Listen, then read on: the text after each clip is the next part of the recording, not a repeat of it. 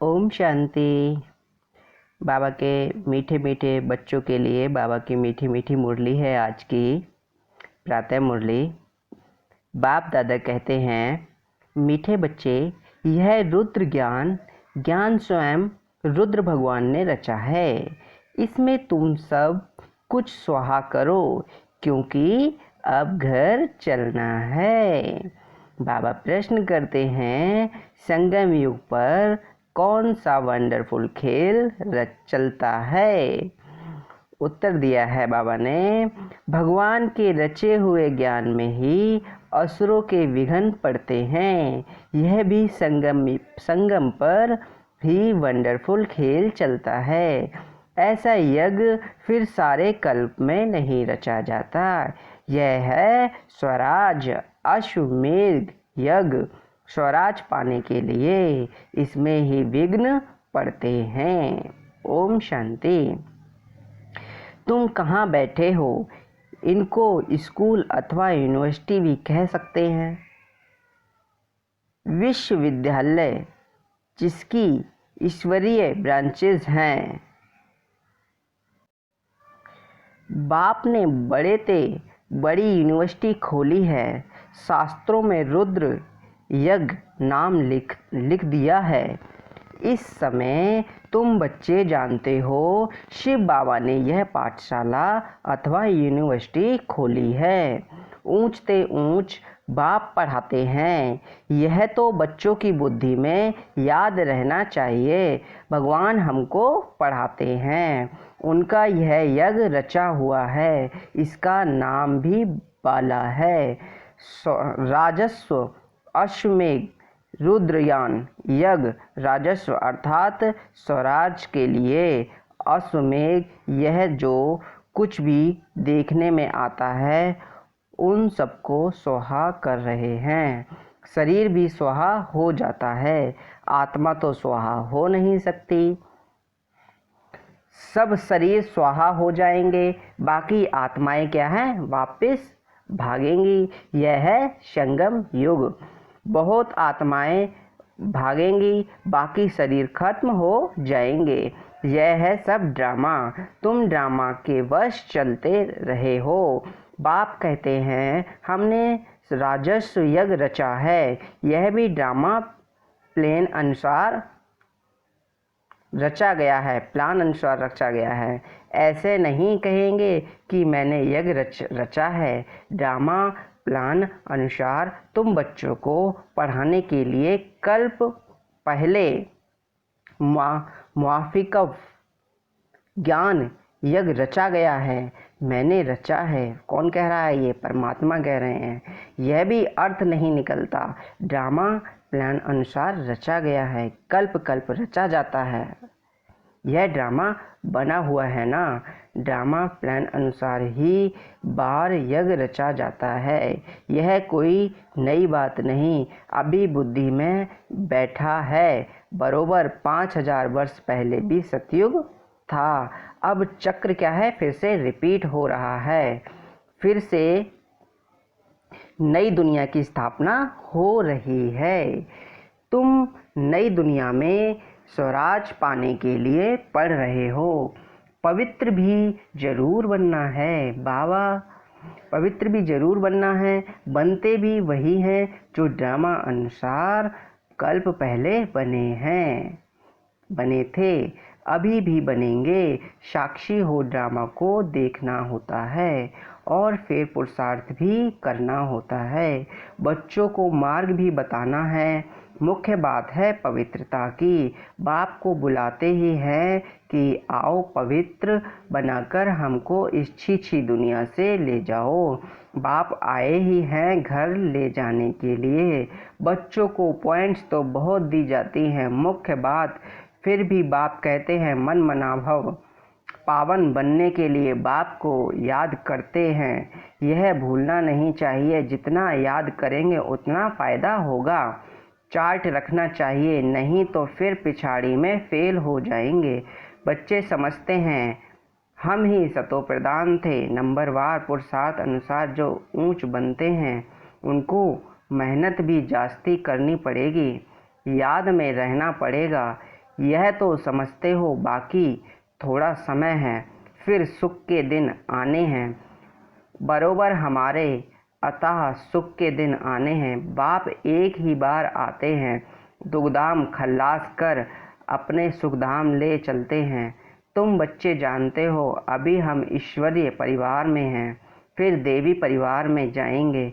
इस समय का ही गायन है, यह संगम ही पुरुषोत्तम ऊंच बनने का युग है। तुम बच्चे जानते हो हमको बेहद का बाप पढ़ा रहे हैं, फिर आगे चल सन्यासी लोग भी मानेंगे। यह भी समय आएगा ना, अभी तुम्हारा प्रभाव इतना नहीं निकल सकता। अभी राजधानी स्थापन हो रही है, टाइम पड़ा है, पिछाड़ी में यह सन्यासी आदि भी आकर समझेंगे। सृष्टि का चक्र कैसे फिरता है यह नॉलेज कोई में नहीं है। यह भी जानते हैं पवित्रता पर कितने विघ्न पड़ते हैं, अबलाओं पर अत्याचार होते हैं। द्रौपदी ने पुकारा है ना, वास्तव में तुम सब द्रौपदी सीताएं पार्वती हो। याद में रहने से अबलाएं कुब्जाएं भी बाप से वर्षा पा लेती हैं, याद में तो रह सकती है ना। भगवान ने आकर यज्ञ रचा है, इसमें कितनी विघ्न पड़ती हैं, अभी भी विघ्न पड़ते रहते हैं। कन्याओं को जबरदस्ती शादी कराते हैं, नहीं तो मार कर निकाल देते हैं। इसलिए पुकारती हैं, हे पतित पावन आओ तो जरूर उनको रथ चाहिए, इसमें आकर पावन बनाएं। गंगा के पानी से पावन नहीं बनेंगे, बाप ही आकर पावन बनाएं। पावन दुनिया का मालिक बनाते हैं। तुम देखते हो इस पतित दुनिया का विनाश सामने खड़ा है, क्यों ना बाबा का बन जाएं, स्वाहा हो जाएं। पूछते हैं स्वाहा कैसे हो, ट्रांसफ़र कैसे करें।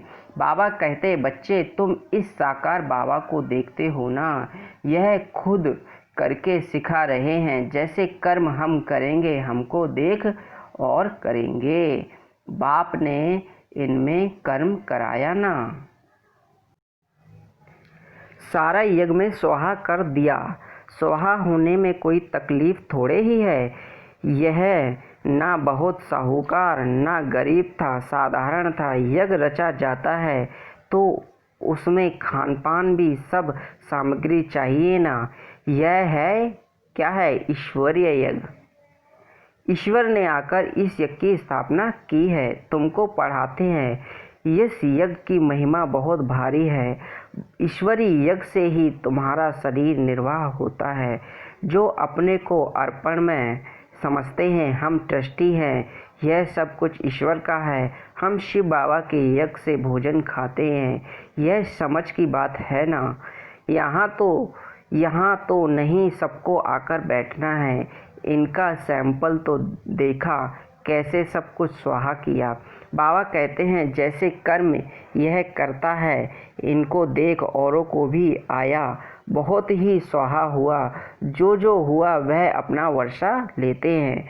बुद्धि से भी समझा जाता है, आत्मा तो चली जाएगी, बाकी शरीर सब खत्म हो जाएगा। यह बेहद का यज्ञ है, इसमें सब स्वाहा होंगे। तुम बच्चों को समझाया जाता है कैसे बुद्धि से स्वाहा हो, नष्टो मोहा बन जाओ। यह भी जानते हो यह सारी सामग्री खाक हो जानी है।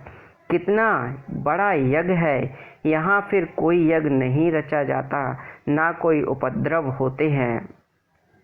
यह सब जो भक्ति मार्ग के अनेक यज्ञ हैं वह सब खत्म हो जाते हैं।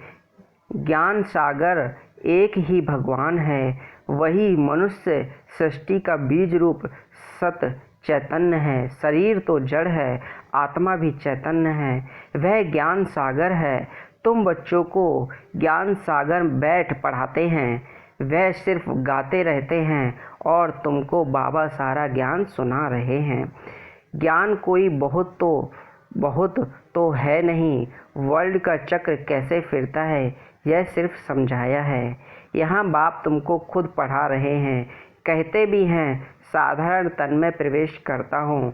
भागीरथ भी मशहूर है, जरूर मनुष्य ही होगा जिसमें बाप आएंगे। उनका ही एक नाम चला आता है, शिव और सबके नाम बदलते हैं, इनका नाम नहीं बदलता। बाकी भक्ति में अनेक नाम रख दिए जाते हैं, यहाँ तो है ही शिव बाबा। शिव कल्याणकारी कहा जाता है। भगवान ही आकर नई दुनिया की स्थापना करते हैं तो कल्याणकारी ठहरा ना। तुम जानते हो भारत में स्वर्ग था, अभी नर्क है, फिर स्वर्ग जरूर होगा। इनको कहा जाता है पुरुषोत्तम संगम युग, जबकि बाप खिवैया बन तुमको इस पार से उस पार ले जाते हैं। यह है पुरानी दुख की दुनिया, फिर जरूर नई दुनिया होगी। ड्रामा अनुसार जिनके लिए तुम अभी पुरुषार्थ करते हो, बाप की याद ही घड़ी घड़ी भूल जाती है। इसमें है मेहनत। बाकी तुमसे जो विकर्म हुए हैं उनकी सजा कर्मभोग के रूप में भोगनी ही पड़ती है। कर्म भोग अंत तक भोगना ही है, इसमें माफ़ी नहीं मिल सकती। ऐसे नहीं बाबा क्षमा करो, कुछ भी नहीं। ड्रामा अनुसार सब होता है, क्षमा आदि होती ही नहीं। हिसाब किताब चुकतू करना ही है, तमो प्रधान से सतो प्रधान बनना ही है। इसके लिए श्रीमत भी मिलती है। श्री श्री शिव बाबा की श्रीमत से तुम श्री बनते हो। ऊंच ते ऊंच बाप तुमको ऊंच बनाते हैं। तुम अभी बन रहे हो, अभी तुमको स्मृति आई है। बाबा कल्प कल्प आकर हमको पढ़ाते हैं, आधा कल्प उनकी प्रारब्ध मिलती है। सृष्टि चक्र कैसे फिरता है उस नॉलेज की दरकार नहीं रहती। कल्प कल्प एक ही बार आकर बतलाते हैं कि यह सृष्टि का चक्र कैसे फिरता है। तुम्हारा काम है पढ़ना और पवित्र बनना, योग में रहना है। बाप के बनकर और पवित्र नहीं बनेंगे तो 100 गुना दंड पड़ जाएगा, नाम भी बदनाम हो जाता है। गाते भी हैं सतगुरु का निंदक ठौर ना पाए। मनुष्य को पता नहीं कि यह कौन है, सत बाप ही सतगुरु, सत टीचर होगा ना, तुमको पढ़ाते हैं। सच्चा सतगुरु भी है, जैसे बाप ज्ञान का सागर है, तुम भी ज्ञान के सागर हो ना। बाप ने तो सारा ज्ञान दे दिया है ना, जिसमें जितना कल्प पहले धारण किया है उतना ही करेंगे। पुरुषार्थ करना है, कर्म बिगड़ तो कोई रह ना सके। कितने भी हठ योग आदि करते हैं वह भी कर्म है ना। यह भी एक धंधा है आजीविका के लिए। नाम होता है, बहुत पैसा मिलता है, पानी पर आग पर चले जाते हैं, सिर्फ उड़ नहीं सकते, उसमें तो पेट्रोल आदि चाहिए ना। लेकिन इसमें फ़ायदा तो कुछ नहीं, पावन तो बनते नहीं। साइंस वालों की भी रेस है, उनकी है साइंस की रेस और तुम्हारी है साइलेंस की रेस। सब शांति ही मांगते हैं। बाप कहते हैं शांति तो तुम्हारा स्वधर्म है। अपने को आत्मा समझो, अपने घर चलना है। कहाँ? शांति धाम। यह क्या है? दुख धाम। हम शांति धाम से फिर सुख धाम में आएंगे। यह सुख धाम खल्लास होना है। यह अच्छी रीति धारण कर फिर औरों को धारण कराना है। बाकी थोड़े रोज है, वह पढ़ाई पढ़कर फिर शरीर निर्वाह अर्थ माता मारना पड़ता है। तकदीरवान बच्चे फ़ौरन निर्णय ले लेते हैं कि हमें कौन सी पढ़ाई पढ़नी है, उस पढ़ाई से क्या मिलता है और इस पढ़ाई से क्या मिलता है। इस पढ़ाई से तो 21 जन्मों की प्रारब्ध बनती है। तो ख्याल करना चाहिए कि हमको कौन सी पढ़ाई पढ़नी है। जिनको बेहद के बाप से बरसा पाना है वह बेहद की पढ़ाई में लग जाते हैं, परंतु ड्रामा प्लान अनुसार कोई की तकदीर में नहीं है तो फिर उस पढ़ाई से चटक पड़ते हैं। यह पढ़ाई नहीं पढ़ते, कहते फुर्सत नहीं मिलती। बाबा पूछते हैं कौन सी नॉलेज अच्छी है, उनसे क्या मिलेगा और इनसे क्या मिलेगा। कहते हैं बाबा जिस्मानी पढ़ाई से क्या मिलेगा, थोड़ा करके कमाएंगे। यहाँ तो भगवान पढ़ाते हैं, हमको तो पढ़कर राजाई पद पाना है, तो ज़्यादा ध्यान किस बात पर देना चाहिए। कोई तो फिर कहते बाबा वह कोर्स पूरा कर फिर आएगा। बाबा समझ जाते हैं इनकी तकदीर में नहीं है। क्या होना है सो आगे चल देखना है। समझते हैं शरीर पर भरोसा नहीं है तो फिर सच्ची कमाई में लग जाना चाहिए। जिसकी तकदीर में है वही अपनी तकदीर जगाएंगे। पूरा जोर लगाना है, हम तो बाप से वर्षा लेकर ही छोड़ेंगे। बेहद का बाप हमको राजाई देते हैं तो क्यों ना यह एक अंतिम जन्म हम पवित्र बनेंगे।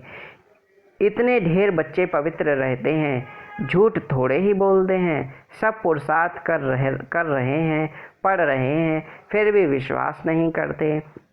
बेहद का बाप आते ही तब हैं जब पुरानी दुनिया को नया बनाना होता है।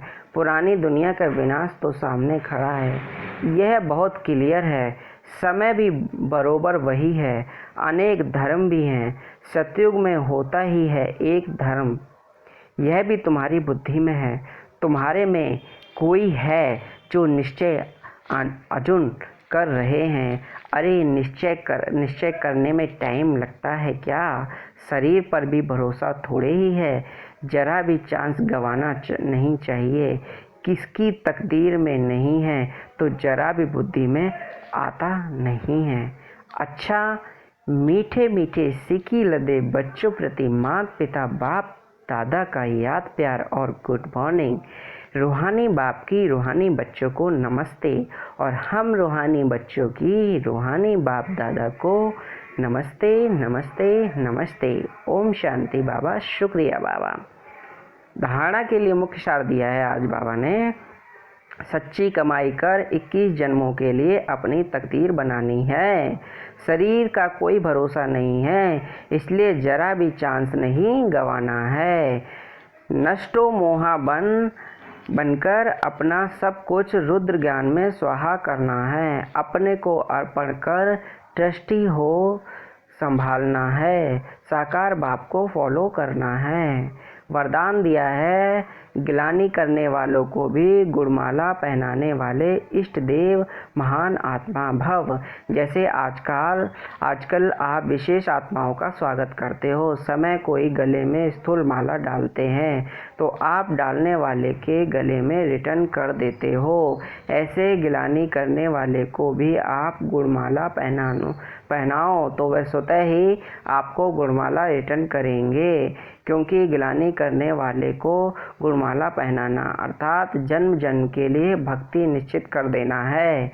यह देना ही अनेक बार का लेना हो जाता है।